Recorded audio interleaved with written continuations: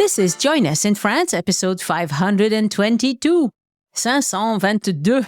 Bonjour, I'm Annie Sargent, and Join Us in France is the podcast where we take a conversational journey through the beauty, culture, and flavors of France.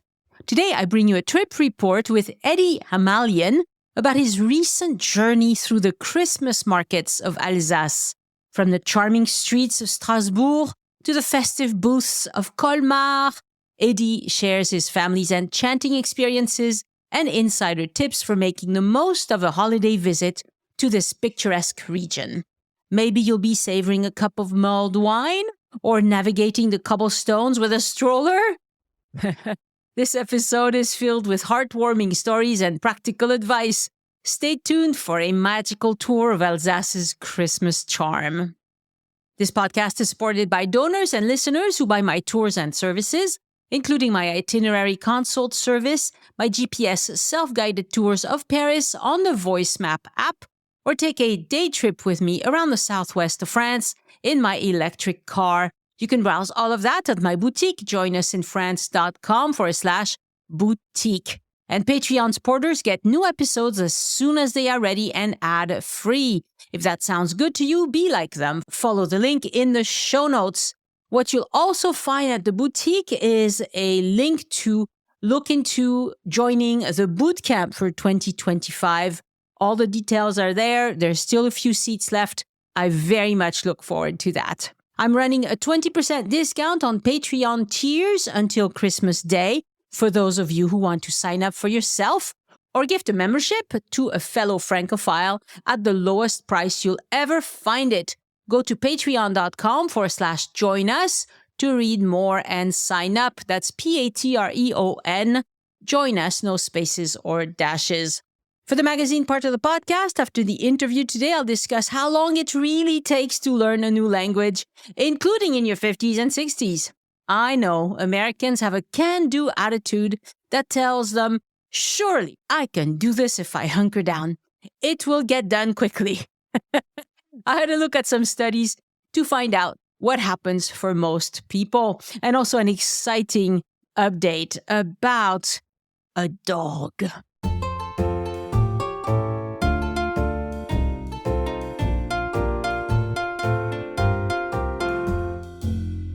Bonjour, Eddie Hamalian, and welcome to Join Us in France. Thank you very much. Welcome back, I should say. You were on the podcast, was it episode 403? I think it was a couple years ago. And we talked about your visit to France with your baby. Uh-huh. Yes, it was. So this time the baby was 2.5 or 3 or something? 2.5, exactly. 2.5, fantastic. All right, so we are going to concentrate on a Christmas visit that you did. Why don't you tell us a little bit about when you came, where you went, and all of that? Sure. Yes, we arrived in Paris, CDG, right at the end of end of November. 2024? No, 2023, yes. Sorry. 2024 hasn't happened yet. So Exactly. We haven't gone that far yet. The last weekend of November is the beginning of the Christmas markets in Alsace. And we were trying to hit the beginning of the Christmas market. So we arrived right at the end of November into Paris, and then we went towards Alsace. Okay, very good. And it was you, your wife, and your young daughter. Yes, the three of us. It was our second trip as a family together to France, but it's my wife and I 6th trip to France since we got married in 2015. You know the place. Oh, yeah. We try to conquer a different region every time we go. Yeah, and they're very different, aren't they? All these areas of France. I always tell people, France is more than just Paris and maybe Nice. Every region is almost like another country. There's some similarities, of course, but there's a lot of different history and cuisine and experiences and things to see. So we want to try to do this across the board, but unfortunately, life isn't long enough to do this in Italy and Spain and England and Germany. So, we're trying to conquer France at least. Not all at once. You never know. As you get older, you have time. You have plenty of time. Of course. All right. So let's see. Your goal was to see Christmas markets and enjoy the Christmas season in France. How is that different from what you experience at home? We're from Los Angeles, and we have warm weather Christmas. It's more commercial here. You do feel a Christmas spirit, but Alsace, And I think Europe in general, you get that more of that Christmas feeling, and especially in Alsace, especially in Strasbourg and Colmar, the decorations, the lights, the kind of the warmness of the atmosphere. And so, my wife had always been wanting to go to the Christmas market. So this was kind of it was always the plan that we wanted to do. So, we decided to go ahead and do it and take that time over there. Right. So you mentioned that you landed in CDG. How did you make your way to Strasbourg? Yes, we rented a car in CDG and we immediately left to go towards Alsace, but we decided to kind of break up the trip in Troyes. Troy? Trois. Trois. Troyes? It's a very strange spelling. It's spelled Troyes, like you said, but we say Trois, like the number 3. Yes, exactly. And that's in the southern part of Champagne, I believe. And so, that's like one thing that we wish we did a little bit differently. I'll explain as well more later is instead of driving from CDG to Alsace, we probably should have taken the train. It would have been much faster. But, we've done the train right after we land in Paris. It just is a lot on ourselves and our daughter. And so that's why let's take it a little bit slower with the car. But, it worked out in the end. We stopped in Troyes. It was the first night of the Christmas markets there. And it was a beautiful town center. We stayed right in the middle, right next to the Halles, Halles. That's the food market. That's exactly. The covered food market. And most French towns have one. Yes. And we stayed right next to that, just right across the street from the little town square. And I think because it was the first night of the Christmas market, most things were closed. And so we were kind of walking around the town, trying to stop in and get a bite to eat somewhere. And we just found that everything was closed. So we just walked around the little town square. It's a walking only area. You can't drive. And there's this really specific building that everyone goes and looks at because it looks like it's one building's leaning on the other building and they have pieces of wood in between the building to make sure they stay apart. And so that was really interesting to see. What night of the week was this that you arrived? Because you said everything was closed. It was a Friday night. A Friday night and everything was closed. That's weird. Yeah, and we're going to talk about it later too, but we had the same issue in Reims. Reims? Yeah, Reims. It was crazy. And that's why kind of like, maybe it was just seasonal, didn't work out. It was just strange. Yeah, because on a Sunday night or a Monday night in France, you have to wonder how much is going to be open. But on a Friday night, that's bizarre. Yeah, but I don't know Troyes. It might have been a Saturday night. Okay. But yeah. Interesting. Yeah. And picking up your car in CDG and making your way out of the airport, was that okay? Easy. Okay. Yeah, easy. No issues there. And, one suggestion I always make is the rental car company you use, make sure they have a really good presence in Europe and in France. And so we usually use either Sixt, Avis, or Europcar. We've heard horror stories from other people using other ones like National or Hertz just because they're not as well represented all over Europe. And so if you have to drop it off somewhere in a smaller town, they're not going to have or if you have an issue in a smaller town, they're not going to have an office there. So that's one thing we always suggest. Yeah, Sixt is always huge in Europe. I don't know, for some reason, they're the biggest ones, really. Yeah. Very good. Okay, so you made your way to Troyes. You were in a hotel or in an Airbnb? Yeah, we did Airbnb everywhere just because we like to have 2 bedrooms, one for us and one for our daughter. So we have that little bit more room and so we don't have to just trap ourselves in the bedroom in the middle of the night or after like 8 p.m. Yeah, no, I totally get that. For families, Airbnb makes sense. And I wish more hotels would offer, more amenities like two adjacent bedrooms, perhaps a fridge, a little microwave, laundry somewhere. Hotels give us a place to do laundry. Yeah, we did laundry several times on our trip. We cooked in the flat several times.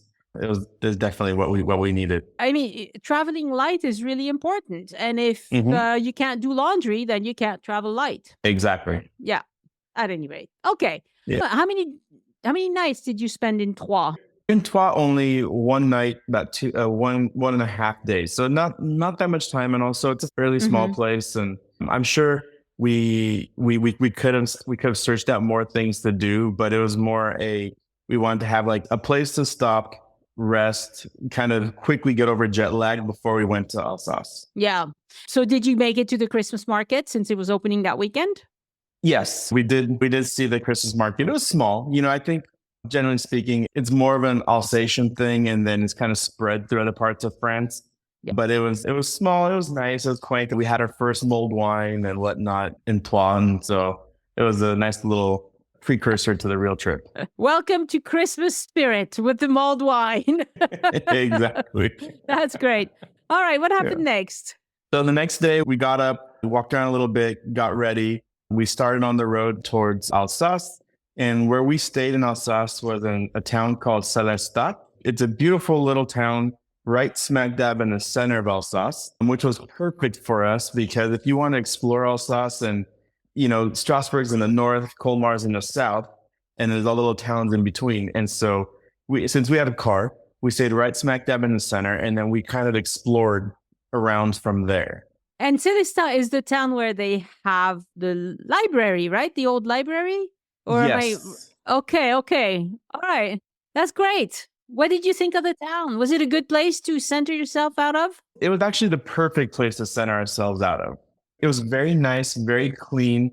It's right as you come down from the Vosges Mountains on the main highway. It's, I think, one of the first big towns that you land in. Especially we drove in at night. You might be a little stressed out coming over the mountain, especially in the winter because it's a little snowy. You come down the mountain and boom, you're in Célestat. And I don't think it was too late, but since it was winter time, it got dark earlier. We got there, we checked into our Airbnb, beautiful little kind of like a back house. The person lived in the front of the house and they had an Airbnb built in the back. Very nice, very modern, clean. The couple, they spoke a little bit of English, but mostly, French and German, Alsatian. Yeah. We started talking to them and we asked them, we want to go to dinner tonight after we go explore a little bit of the city. Could you make a suggestion that something that they would go and if they're going to eat dinner out, something that they would eat, not necessarily just a super touristic place. And so they made a suggestion for us. They called the restaurant. They made a reservation because, anytime you want to eat anywhere in France, if you want to eat at a nice place, you need a reservation just because a lot of times you can't walk in. You need some kind of arrangement. In busy places around Christmas time in Alsace, you're better off reserving because chances are the nice places are going to be full. So exactly. So there's a town right next to Célestat called Eguisheim. And in Eguisheim, there was a small auberge hotel restaurant called Jenny, surprisingly. And so that's where we ended up going. And we had kind of like typical Alsatian cuisine. What's the food called? That's like the sauerkraut and the meat on top. Yeah, it was a choucroute garni. Yeah. So we had choucroute. My wife had this like chicken with mushroom cream with a schnitzel. Not schnitzel. What's the noodle? Oh, I know this. It's a special noodle for Alsace. So we had that, had some, just dessert. And then, it's getting that time that we have to get our daughter down. She did great in the restaurant. And like any other experience we ever had in a French restaurant, the wait staff always loves little kids. Not always, but that's the experience that we've had. And so they would bring her little things to play with. And they didn't have things set up like a thing of paper with crayons, but they would just come and play with her to try to make sure that my wife and I had a nice dinner as well. So they would just kind of distract her a little bit sometimes, which was really nice. One thing that we noticed in France, more so on this trip, is, a lot of times Americans, when they go to dinner, they just hand their child a phone or an iPad and, just watch it so that, and then that they could eat.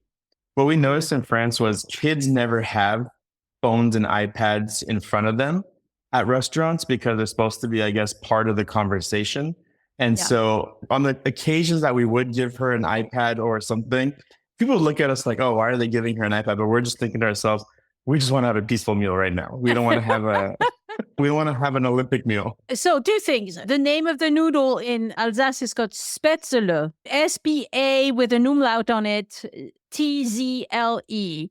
And you will find that in a lot of different restaurants. It's a specialty. It's very good. It's very chewy. It's good. I like it. And the other thing about the devices and kids, there's a big push in France right now to not give children any devices until the age of 5. Which is great. Yeah, they are actually pushing this quite heavily Like you hear about this on the news and whatever. And so I think French people are more cognizant of this because it's in the culture, I guess, that young children should not have any devices. There you go. Yeah. And, we try to limit it as well. But yeah, you definitely feel it while you're there. Yeah. Yeah.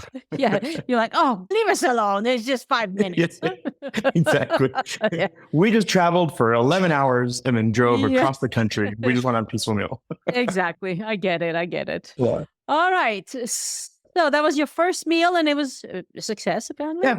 It's a success. I mean, I wouldn't say it's sauerkraut and smoked meats or boiled meats. And then the cream sauces and stuff like that, that's much more impressive. But I wanted something real Alsatian, and that's what they said I should order. So I did. It was nice. It was good. Would I get it again? Probably no.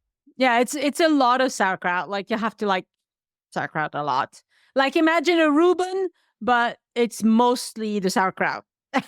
Yes, absolutely. All right. Yeah. So the next day, that's when we started our tour through the region and going to the Christmas markets and whatnot. And the one thing that we discovered that we should have done was, just because the Christmas market season starts then, doesn't mean every town and city has a Christmas market going on every single day or on that weekend. There's a lot of small little towns along the way.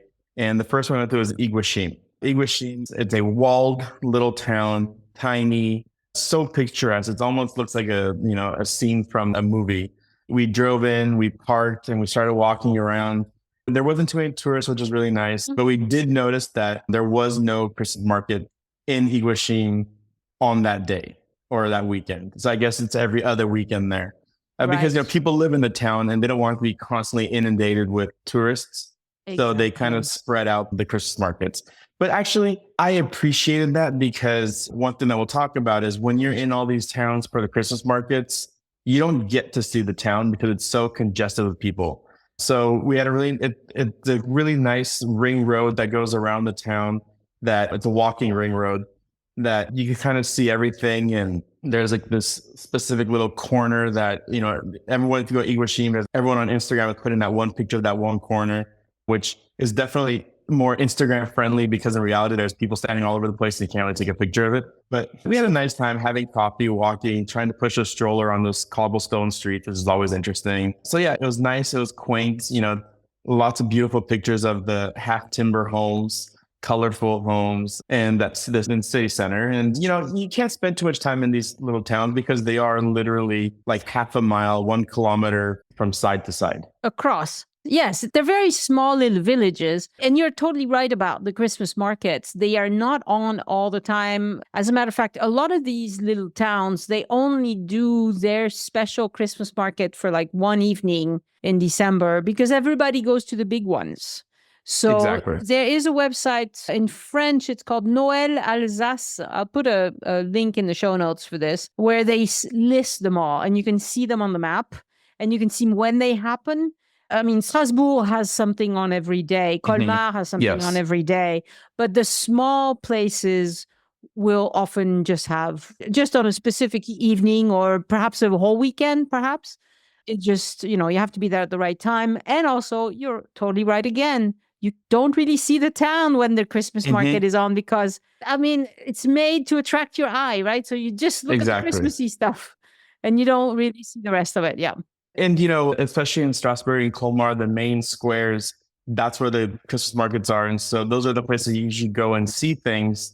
And, there's just booth after booth after booth, the Christmas market, and there's a lot of people, which is part of the experience. But then if you're going to go see Alsace, see Strasbourg, Colmar, not a good time of year. And I'll kind of touch on that right as we end the Alsatian area. So from Eguisheim, we actually went down to Colmar.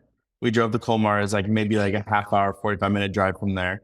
Colmar is amazing. It's like a canal city. So there's canals all over, and there's little restaurants right along the canals. Very walkable, very friendly. And driving in is actually, you just have to pay attention to the parking signs. As most French cities, you can't drive into the center. You have to stay on the outsides of the city. We found parking. We verified that we could park there. You just have to know your license plate number and feed the meter. We parked around the outside, walked into the city, and we had our first real Christmas market experience. You walk in, boom, Christmas market. So of course, we went to the first booth. They got the spetzel. We got the white sausage and the mulled wine. My wife had those. Every town gives you these little cups with the city's name on it. And then you just walk around, you pay €1, and they fill up that same cup with wine. And there's white mulled wine and red mulled wine. And so she just loved it. Everywhere she went, she got that cup. Got the mulled wine. It's really warm. It's cold outside, so it's a nice experience. And you can also make it mulled juice. It doesn't have to be alcohol. Yes. If you want no alcohol, also they do that as well. I did get that a couple times. Sometimes they just, there's too much wine, too much sugar. So just to have a little bit of the taste of that warmth, and then they get that one. I think I did prefer the white mulled wine over the red mulled wine, but it's just a preference. And then, there's one thing that we did in Colmar that was fun. So Munster cheese comes from right around the area, and not Munster that we have here in America. Munster cheese in France is different. And there was a booth doing a Munster, because the thing with the Christmas markets, it's all very local crafts, local foods. It's not very commercial like you see the plastic toys. They're handmade toys and crafts and whatnot. So there is a booth doing in Munster Alsace, cheese. that's true. In Alsace, yeah. In Paris with the Christmas market, that's not like that in Paris. Yeah. So we had a Munster cheese tasting with different aged and different flavors and with things added to like truffles or whatnot. And so we did a tasting, and so Munster cheese was delicious if you could get past that cheese funk from the smell. You can get it past your nose. If you get past the nose, it tastes amazing. I love funky cheese, so it was great for me. We actually bought a wheel of it to take back to Paris when we went to our friend's house. It didn't travel very well, but it was delicious. Yeah, not my favorite cheese, I must admit, but I'm not into, strong cheeses. My husband likes that better, surprisingly, because he's American, but he likes that. And really, the Christmas market in Colmar is quite big. Like, they have a lot of booths, and you can spend, several hours just walking from end to end. Yeah, we were there, I'd say, from like noon until 8 p.m. You get a map of the Christmas markets, and it's not just one Christmas market. I think in Colmar, they have 11 different Christmas markets, small. They're not expanded. They're small little ones, and they'll have the main big ones in the main square. Yeah.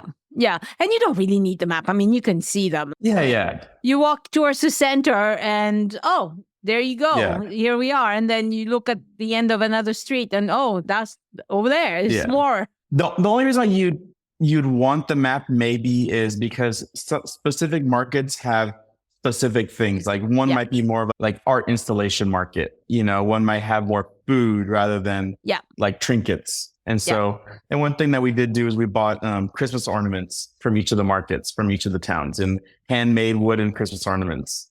That's beautiful. Yeah, I really enjoyed those. I think the Christmas markets, doing Christmas in Alsace is a treat because they go all in. Like they just all in. I'm sure historically it's been like that. And then now it's also a income generator of going completely all in. Oh, of course.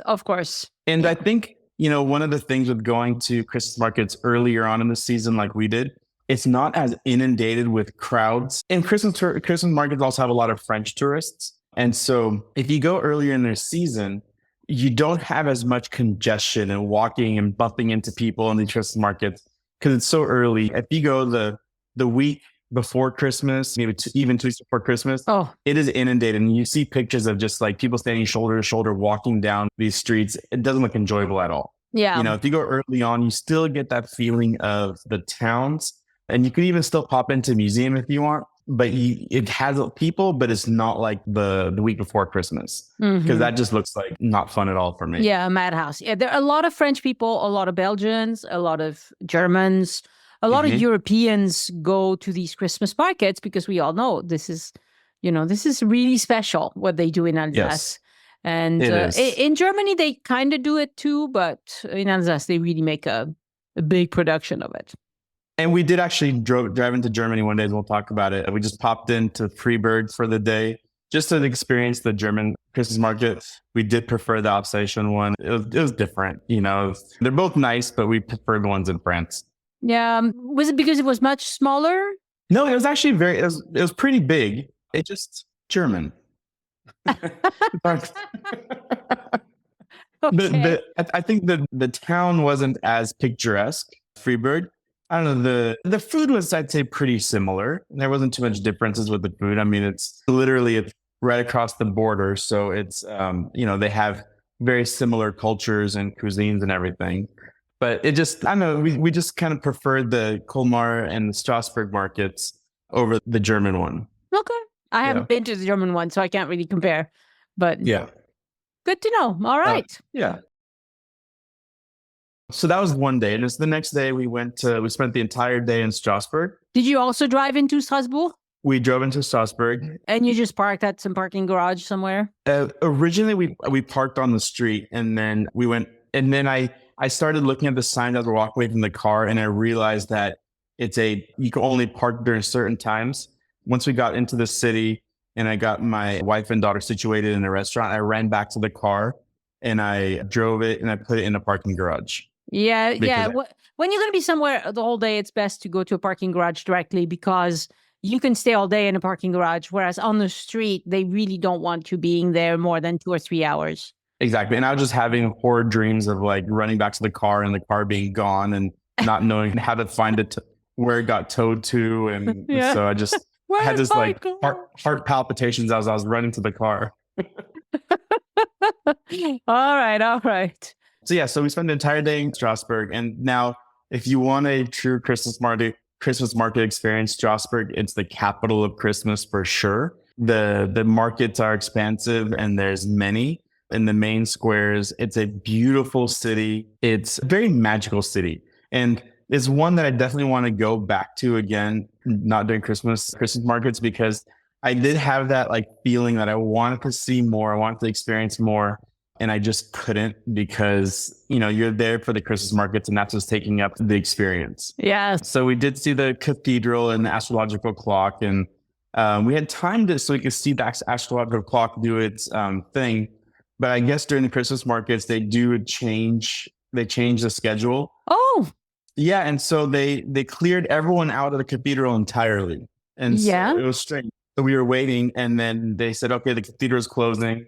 And not just where the clock is, but the entire cathedral. They just closed, they just cleared everyone out. And then they said they'll reopen in like 2 hours or something.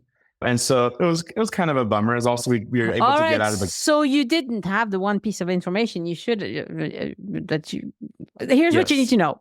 They do clear everybody out of the cathedral, but if you walk around the cathedral, so if you're facing the cathedral again, you walk to the right of the cathedral, and there's an entrance there where they sell you tickets to see the astronomical clock go off.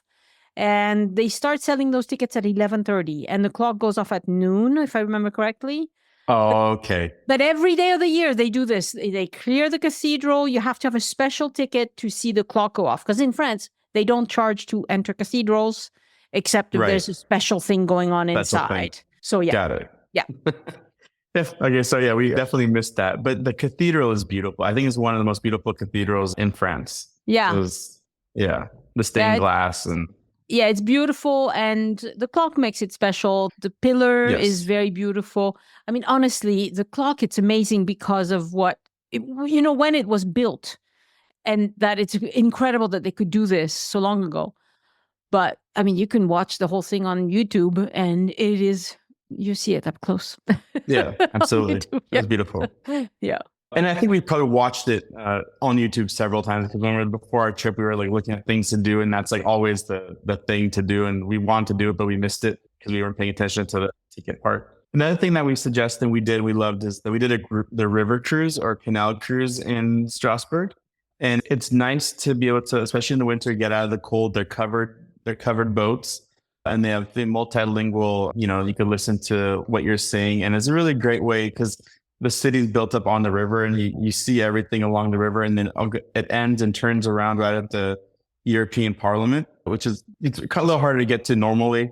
So it's really nice on the river to see it. It was really nice and definitely suggest it. We had a friend in Strasbourg and they suggested we do it as well. So yeah, it's a really excellent river cruise. As far as those things are concerned, that's one of the better ones. Yes, definitely.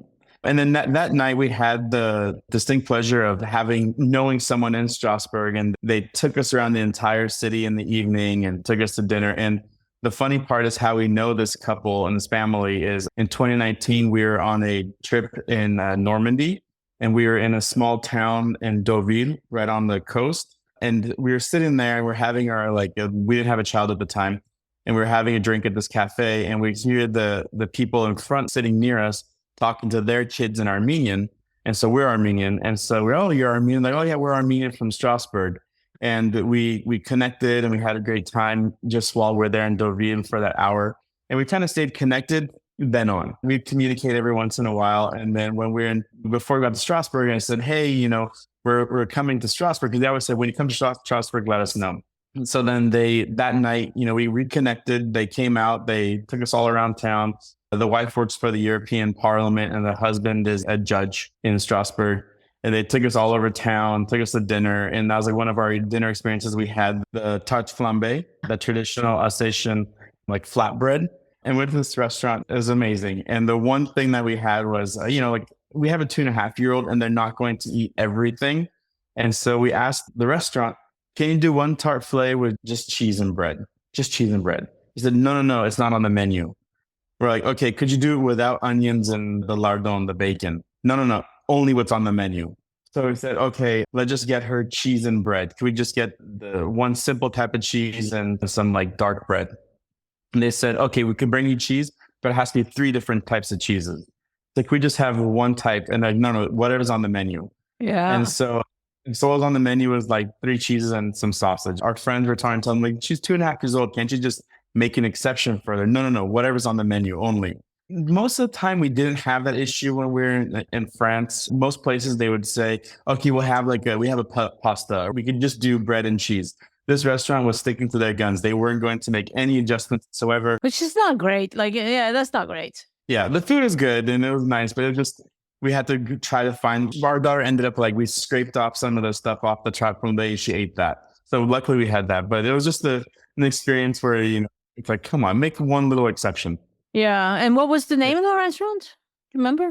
Oh, I don't remember. It was actually a brewery as well. So they had their own local brewery, and then they were specialized in tarte flambée. Our friends took us there, so I wasn't really doing any research or paying attention. Right. You just went along, yeah. Exactly. Okay. So we got back to Célestat that night at maybe midnight or so, a long day. And the next day we got up and we went back on our trip. We went to Riquewihr, another small town, I think even smaller than Eguisheim. And I believe Riquewihr is where the Beauty and the Beast, the movie, is taken after, inspired by. The inspiration. Yeah. And again, no Christmas market that day. But I appreciated it because by this time, Colmar Christmas market, Strasbourg Christmas market, it was actually a nice change of pace not to have Christmas market. So I appreciated that. Walked around the town, the half timber homes, beautiful. Again, you could probably get through it in an hour or so. Yeah. And then from there, we went to Riquewihr, another small town. This one did have a Christmas market. Terrines are very popular. It's kind of very local to that region with truffle and everything. And so we went to some terrine tastings and we bought some local terrine. It was a really good experience. Riquewihr is very popular. If you look on YouTube, you'll see busloads and busloads of tourists coming to the Riquewihr. Luckily, we didn't have that. We had a really great experience it wasn't too busy. We were able to walk around comfortably. Terrine, how would you spell that? It's the meat. It's the different types of meat. Yes. Terrine, Terrine.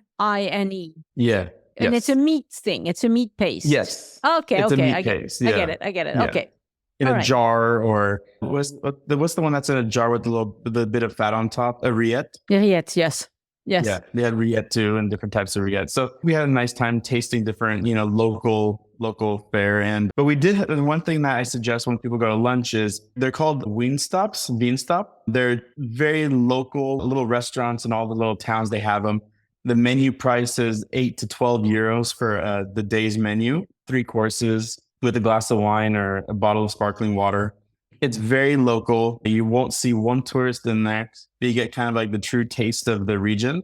And so we did that a couple of times, and that's a very inexpensive way to eat. And you kind of just close your eyes and order because you don't know what something is. And I know a little bit of French where I get asked to make sure that it's not something. It's definitely a good experience. I'd really suggest, taking advantage of those wing stubs. And also the cost is so low. It's really great. Uh-huh. Uh-huh. And then one thing that we did as well is instead of going back on the main road when we went to travel between Riquewihr and Riquewihr, we also went to Kaiserberg that day. Instead of going on the main road, we drove on these tiny village roads in between the cities that go through the vineyards. And it was breathtaking. But that's one of my favorite aspects of the drive.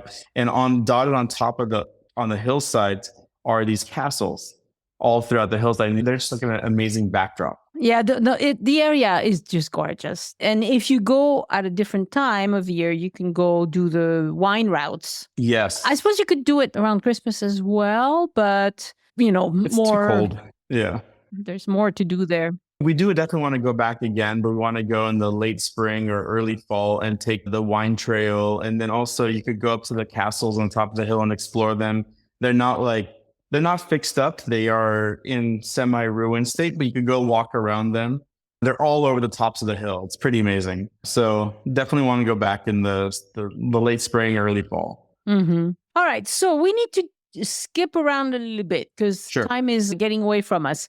There are some things that I want you to talk about. You went back to Paris afterwards. Were you staying in Belleville?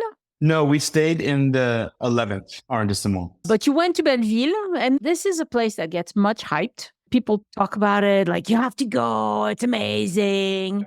Yeah. Look, it's a up-and-coming, regentrified area in Paris.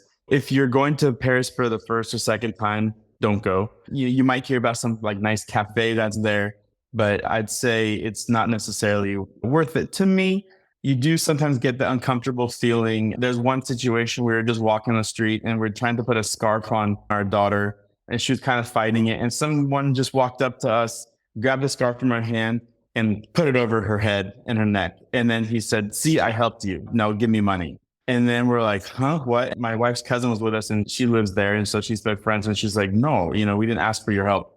And then he said, "You people have been colonizing us for years." And we're like, "What?" And I guess he was from Algeria and he was just yelling at us. And it was just like a kind of an uncomfortable experience. Actually, a couple different occasions where something like that happened. We stuck out, we have a stroller, we have a kid, we look different, kind of touristy. We kind of walked around a bit. And then I was just telling my wife, I'm ready to leave. We did eat at this place called Nonette. When we were in Paris, we were on very much a Asian food kick. We were craving Asian food after all the food in Alsace. They make banh mi, and maybe the best banh mi I've had in my life. It was great. Mm-hmm. Yeah.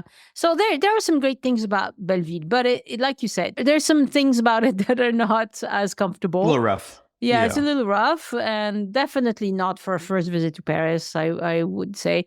But there are some tour guides that specialize in doing tours in Belleville. And if you're going with a tour guide, why not? But by yourself, I don't think you're going to get very much out of it. Yeah. Very good. Is there something in the 11th? What was it like staying in the 11th? Yeah. So whenever we go to Paris, we stay in a different arrondissement. And so this time we chose the 11th and 12th. It's a fantastic part of town for restaurants, for shops, for walking, a very local experience. Yeah. It's not very touristic, but all the restaurants that you're now popping up on different like food blogs, they're actually in the 11th. And so like Moco Nuts was one of them that we went to that usually you have to make reservation months and months in advance. It's a tiny little restaurant. We walked in and they had a reservation open for the next day. It's a kind of Asian French fusion. It was good, but it was very expensive. It was very almost like Los Angeles prices. It wasn't like a fancy place. It was a lunch. It was good. And it gets a lot of reviews. And most of the customers are actually American because it's on all the food blogs. They go to Moco Nuts. Mm-hmm. Right. And if it's on all the food blogs, it's going to be mostly Americans going. I mean, honestly. Yeah, exactly. French people don't read food blogs, okay? We don't care. We really don't care what food bloggers have to say. You go where it's good. Yeah. We go where our buddies say it's good. Yeah, absolutely. And then I wouldn't say we went to the Paris Christmas market as well. Very commercial. We just kind of popped in and out. It was the only time that we actually went into the total center of Paris. We stayed mostly in the 11th and the Marais. We walked everywhere, all over the place, just trying different cafes, restaurants, seeing some friends. We went to this place called Atelier des Luminaires. L'Atelier des Lumières. Yeah. And that's in the 11th, and it's like immersive experience. Yes. Did you like that? Yeah, we loved it. It was like it was an underwater sea exhibit. Our daughter loved it. It was a perfect place for a 2.5-year-old.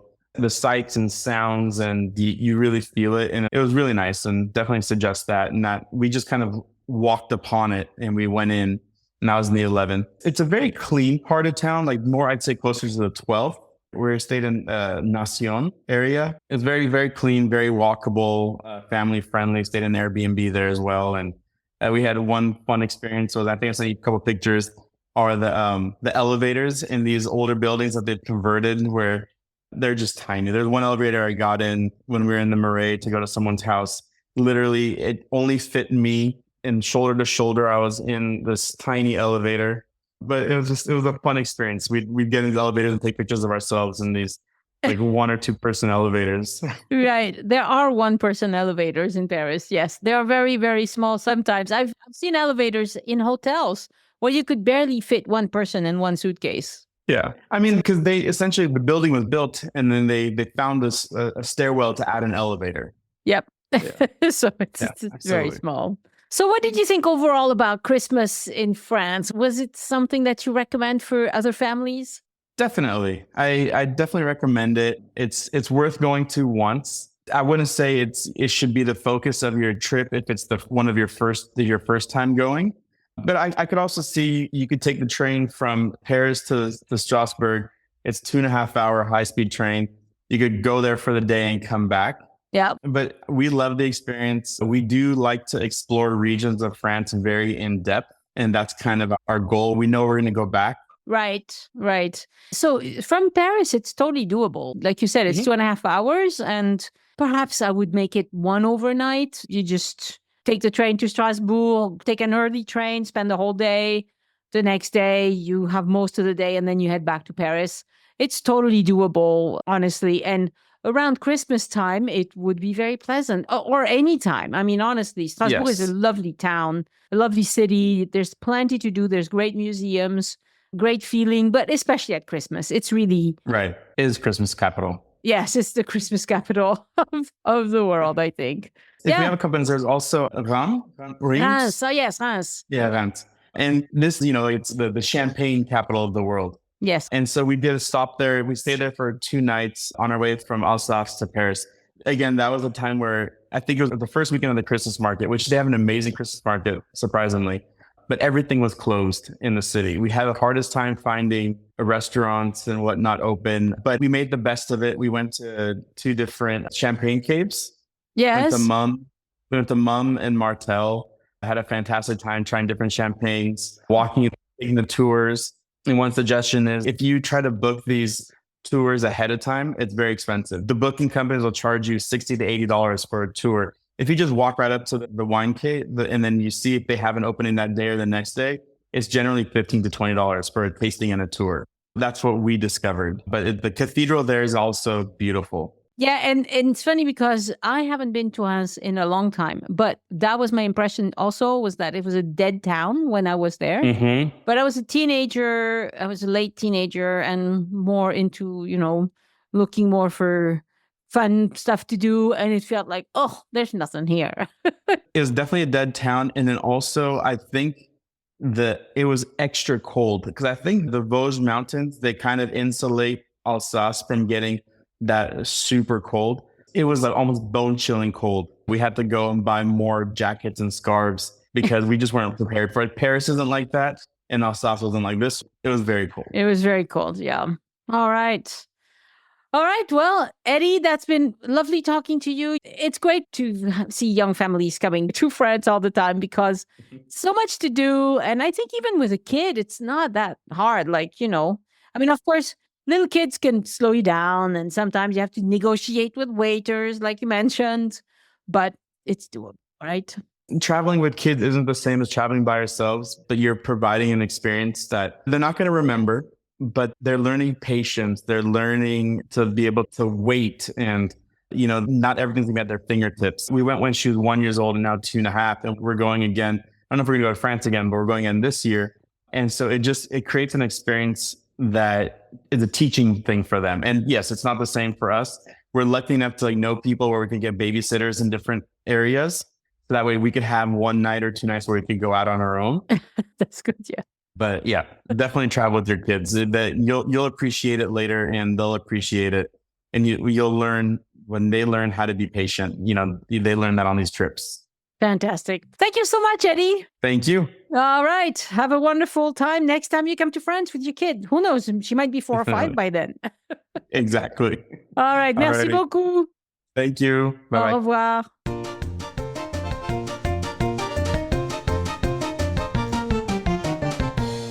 Again, I want to thank my patrons for giving back and supporting the show. Patreon supporters get new episodes as soon as they are ready and ad-free. If that sounds good to you, be like them. Follow the link in the show notes. But if you just want to type it in, go to patreon.com/join us, Patreon, join us, no spaces or dashes.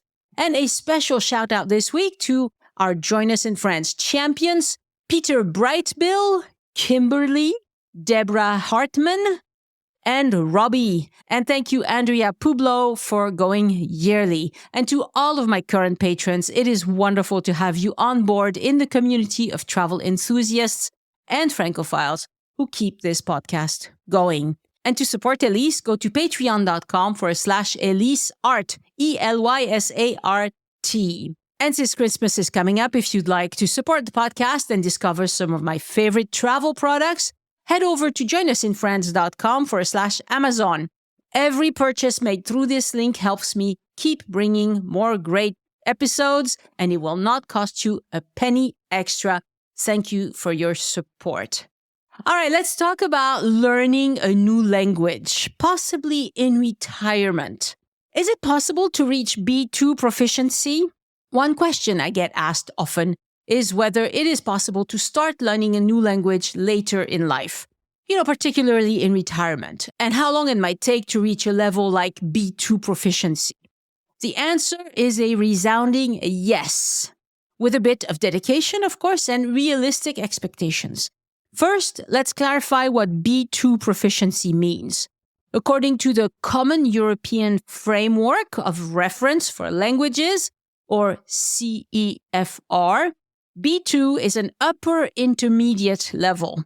At this stage, you can handle most day-to-day conversations, express opinions, and even navigate a professional or academic setting in your new language. To get there, experts estimate that it takes around 500 to 600 hours of guided study for a language like French or Spanish, if you're starting from scratch. For more complex languages such as Japanese or Arabic, it would take longer, closer to 1,000 hours or more. So how does this translate to retirees? The good news is that retirement offers something incredibly valuable: time. Without the demands of a full-time job, retirees can dedicate themselves to regular, focused language practice. And consistency is key. Even just an hour a day can add up quickly towards your 500 or 600 hour goal. Now, you might wonder if age is a barrier. Research suggests it's not. While younger learners have advantages in things like pronunciation, older adults bring cognitive maturity and the ability to use explicit learning strategies. In fact, older learners often progress faster in the early stages of language learning because they're good at understanding grammar and applying structured approaches. But what about cognitive challenges? Studies show that learning a language later in life can actually benefit your brain. It improves memory, attention, and problem-solving skills, and may even delay cognitive decline. Plus, the social aspects of language learning, joining classes, conversation groups, or even traveling, how about that, are hugely rewarding. Many retirees say learning a language has opened doors to friendships and experiences they never thought possible. And that's why at the bootcamp, we include some language learning, because that really helps the whole atmosphere, let's say. Now, it takes time to reach B2 proficiency. And how long it takes depends on several factors. Languages that are closer to your native tongue are generally easier to learn. Immersive experiences, like spending time at the boot camp where the language is spoken, can accelerate progress. It's not a miracle, but it can help. And having clear goals, whether it's ordering confidently at a cafe in Paris or chatting with locals in a Spanish market, so that's my goal, will keep you motivated. So how should retirees approach this? The key is to start small and stay consistent. You can use apps, of course. I've been trying one called Mondly. I'll put a link to it in the show notes. It's okay, it's Duolingo-like, but it's pretty good. You can also attend classes locally or online. I do Skype classes with a tutor. You can hire a tutor in person or not. You can join online communities. And what's most important is don't be afraid to make mistakes. Language learning is a journey, and every step is progress. So here's the reality of me learning Spanish. I started in 2022, and I'm just barely reaching B1 when it comes to speaking. I have B2 oral and written comprehension, but my goal is speaking, so I need to keep going. And mind you, Spanish is one of the easiest languages to learn for a French speaker, so I don't really have many excuses. Now, Americans often fall for big promises from language apps. You need to be realistic. Those apps, they're not bad. They can't hurt anything. But it's really more of a game than anything, especially Duolingo. I mean, they just keep you hooked with those streaks and blah, blah, blah. And, you don't want to break your streak, blah, blah, blah. Yeah, what matters is are you able to use what you're learning or not is the only question that matters. So I am determined to continue on this path. I got a book last time I was in Spain called Manolito Gafotas. It's like Le Petit Nicolas in French. It's a book about a kid. And it's not written for children, but it's about children. And so the language is somewhat easier. I think for French learners, Le Petit Nicolas is equivalent. Le Petit Prince is also a great book to get when you're starting.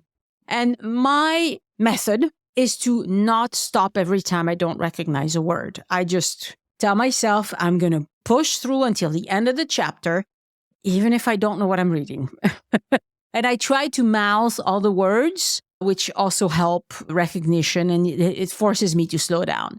I also watched the movie in Spanish. This is a book that is very popular, and it has been turned into a few movies, as a matter of fact. I watched an old version that was on YouTube, and it really helped me put the characters into real life. So I would recommend you do the same, surround yourself with as much French as you can. There's French TV programs. There's even whole networks you can join that just show French content all the time. There's lots of things on YouTube you can watch. There's books, songs, all sorts of things. Or maybe I'll put a link to my YouTube list of French songs that I like to listen to. It's a bit, heavily skewed towards the 70s and 80s. Such is life. Okay, let me share a very exciting personal update about a dog. Those of you who have been listening to the podcast for a long time may remember that I volunteered for several years as a puppy raiser for the Toulouse Guide Dog for the Blind School. So this is a school that raises dogs and trains them to become guide dogs for the blind. And the first puppy I raised, I got to name him also. His name is Igor. He just turned 11 and he is being retired. And I was delighted to hear that I can adopt him and give him a great retirement.